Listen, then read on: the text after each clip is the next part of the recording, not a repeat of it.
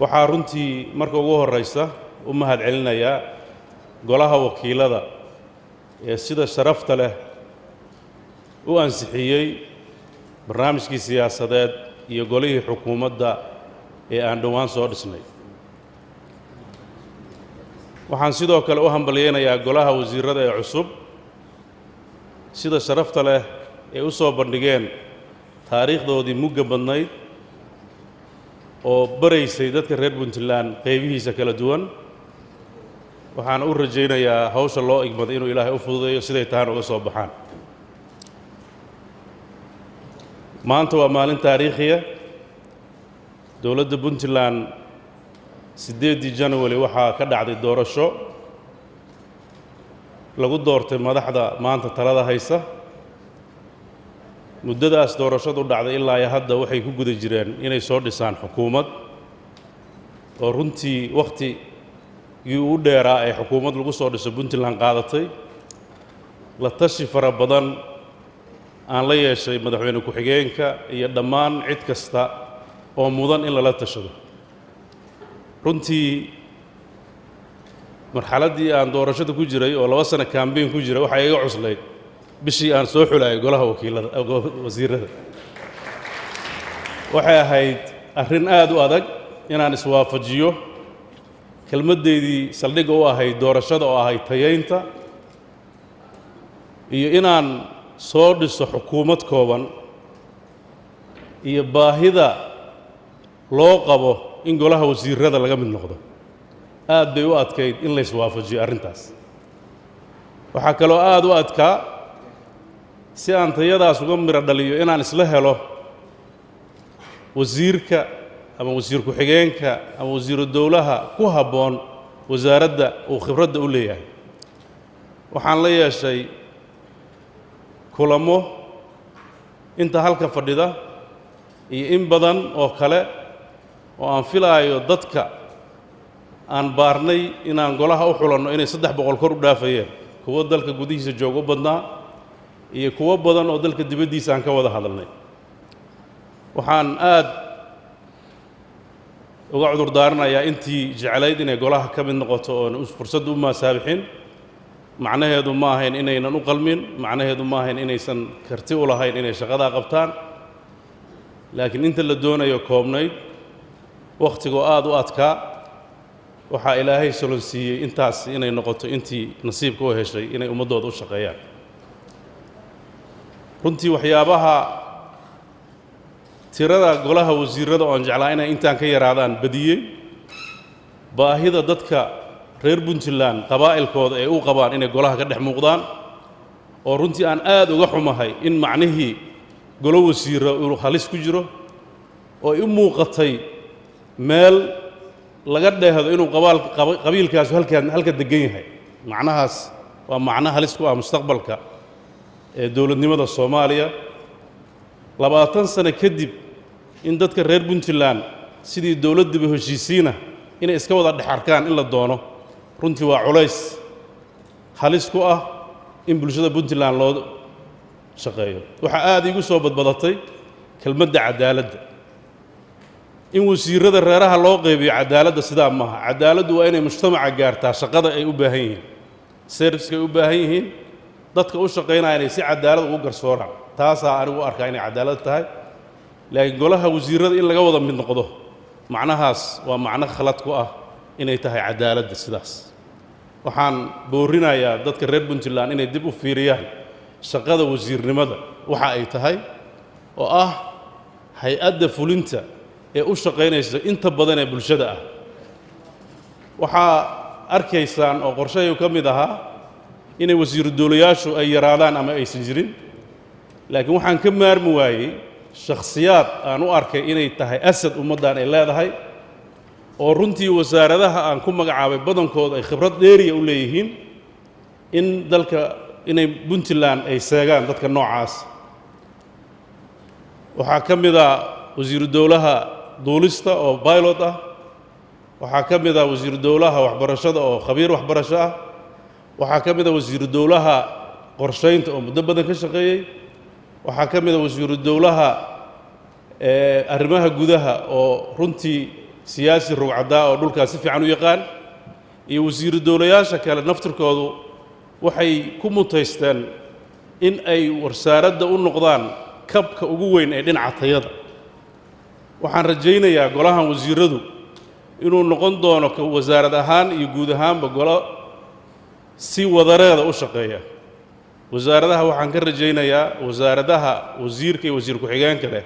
ama wasiiru dowlaha leh inay u shaqeeyaan sidii qof qura oo awooddooda iyo kartidooda iyo aqoontooda ay u midayaan inay u horumariyaan dalkan waxqabadkiisa waxaan aad uga xumahay oon jeclaa saamiga golaha wasiirada wasiir ku-xigeenada maaha wasiirada ay gabdhuhu ku leeyihiin anigoo runtii ka shidaal qaadanayay inay golaha baarlamaanka ee hal gabar aan ku yeelanno waxaa aad ugu dadaalay inay ugu yaraan 3 wasiir helaan laakiin culayska reeraha iga qabsaday oo runtii aniga waxaan qirayaa culays isimada iga qabsaday sanadka ma jirin waxaan ka codsaday inay wakhti siiyaan oo ii daayaan inaan xusho aad baan uga aqbalay waana ku mahadinayaa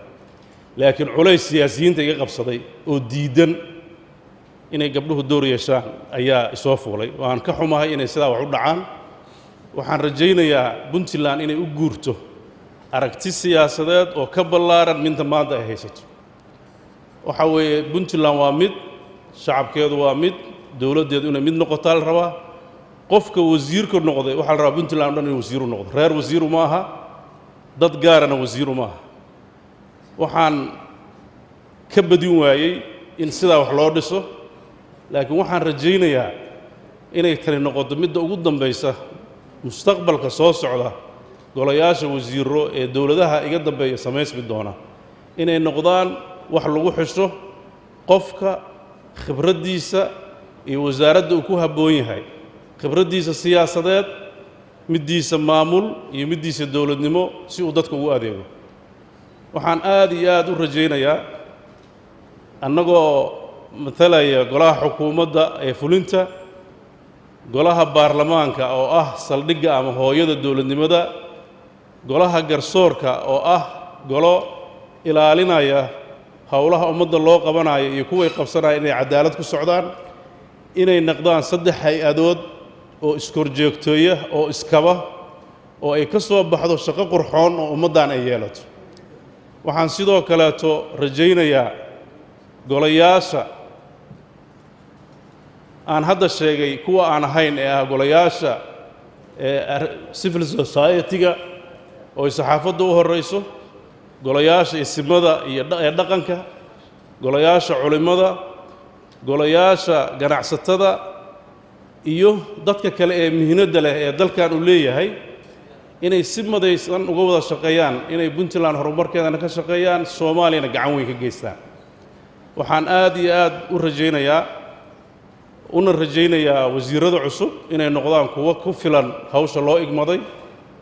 kuwa ka soo baxa waajibka ummadooda saareen ay u dhaarteen kuwa ogolaada in la xisaabiyo iyagana xisaabiyo inta ay xukumaan waan rajaynayaa inay loo baxo marxalad ka duwan maraaxishii hore dalka waxaan rajaynayaa inuu horumar amni mid nabadgelyo mid horumar dhaqaale inaan gaarno waxaad ogaataan dawladdan hadafkeeda ugu weyn wuxuu yahay soo celinta dhulka maqan xasilinta nabadgelyada dhulka khatarta ku jiro ee u horeyso labada buureed ee Calmiskaad iyo Calmadow waxaan ka codsanayaa xubnaha golaha wakiilada ee dhammaan gobollada hadda khatartu ka jirta ka soo jeeda inay gacan ka siiyaan golaha xukuumadda sida waajibkooda u gustaan guud ahaan shacabka Puntland waxaan farayaa ama u sheegayaa ama ka codsanayaa inay la shaqeeyaan golaha xukuumadda iyo golaha baarlamaanka si dhow waxaan rajaynaynaa in marxaladda soo socota ay noqoto marxalad mujtamacan uu ku noolaado nabadgelyo iyo nolol dabiici ah kana shaqeyno inay horumarka noloshooda ay maareeyaan wasaaradda cusub ee ku soo korodhay waxaan rajaynayaa inay qayb weyn ka qaadan doonto baahida u weyn marka laga soo tago amni ee dalkan maanta uu qabo oo horumarkiisa dhaqaale hor istaagan waa baahida dhinaca adeegyada korontada iyo biyaha waxaan rajaynayaa wasaaraddaas inay u samayn doonto siyaasado cad iyo shuruuc hagta waxa hadda aan haysanno una gogol xaarta inuu dalku maalgelin uu soo galo ku saabsan dhinacyadaas laga kaalmeeyo waxaa kaloo wasaaradda hoostaga dhinaca macdanta iyo batroolka oo dalkan uu qani ku yahay oo aan rajaynayno in aan shaqo badan laga qabto si dalkan uu helo dhaqaale ummadda loogu adeego waxaan runtii qirayaa ragga halka hortiina ka akhriyay CV-yadoodu idinkuna aad qiraysaan qof walba meeshii uu ku habboonaa oo khibradda u lahaa inuu joogo intooda badan intii ay noo diiday duruufaha siyaasadeed marka laga reebo waxaan aad ugu dadaalnay ugu yaraan wasaarad kasta mid ama labo hadday saddex leedahayna saddex labo ka mid ah hadday labo leedahayna mid ka mid ugu yaraan inuu wasaaraddaas khibrad iyo aqoon ku filan uu u leeyahay dadka xooggooda waxaan ku xulinaynaa inay yihiin dad khibrad bulshada u leh oo dalka ka joogay oo dalka ka shaqaynayay muhiimad nooma lahayn inuu baasaboor dal kale ka soo qaatay maxaa yeelay dadka Soomaaliyeed oo dhan baa marxaladaha ka mid ah qaxay laakiin waxaa muhiim loo ahaa inuu ahaa nin dalka ka warqaba ama joogay waqti fara badan ama inta badan imaanayay oo xog ka haya oo bulshada iyo dhaqankeeda iyo baahideeda la falgeli kara waxaan rajaynayaa inta badan ee aqoonta leh ee dibadaha jirta inta aynan mas'uuliyad qaban inay dalka noogu soo noqdaan oo shaqooyinka qabtaan oo dadka bartaan si mustaqbalka hoggaanka ay uga mid noqdaan iyadoo ah asad ummaddan leeyahay oo aan la inkiri karin laakiin ma rajaynayno in uu maalinta la magacaabayo ay noqoto maalinta ugu horreysa uu dalka yimaado waxaan rabnaa isagoo bulshada yaqaan dadka ku dhex jira inuu noqdo inuu ummadda u shaqeeyo marka waan rajaynayaa iyaguna inay tusaale u noqoto inay marar badan ay yimaadaan oo dalka ka sii shaqeeyaan si khibradda dalka iyo shacabka u kasbadaan waad mahadsantihiin